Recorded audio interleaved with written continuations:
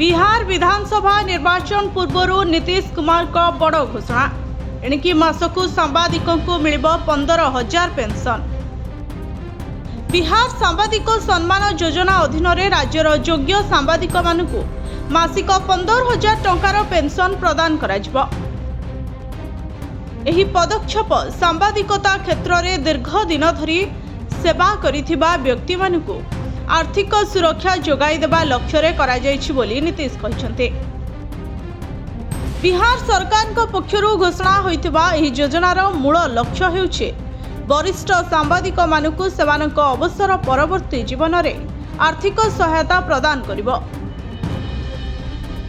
दीर्घ वर्ष धरी गणतंत्र रक्षा करुथुवा सांबादिक माने एही योजनार लाभ पाइबे।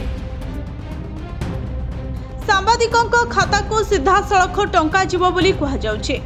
खाली सेतिकी नुहे बरं जदि जणे पेंशन भोगी सांबादिकों देहांत हुए तेबे तांको पत्नी को पारिवारिक पेंशन भावरे मासिक 10,000 टंका पेंशन मिलिबो। घोषणा होइतिबा एही पेंशन योजनार लाभ पाइबा पई सरकार किछि निर्दिष्ट योग्यता निर्धारण करिसन्ते। आवेदनकारी सांबादिकों कौनसी संवादपत्र किंबा टीवी चैनल ले अति कम रे 15 वर्षरु अधिक कार्य करिवार अभिज्ञता थिबा आवश्यक। आवेदनकारी बयस सीमा 60 वर्ष बा ताहाठारु अधिक होइथिबा आवश्यक। आवेदनकारी बिहार स्थायी बासिंदा होइथिबा बाध्यतामूलक।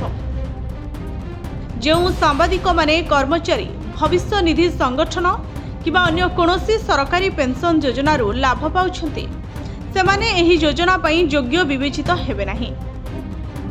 आवेदनकारी कौनसी अपराधिक मामला रे दोषी साब्यस्त होई नथिबा आवश्यक। Bureau report STTV Odia.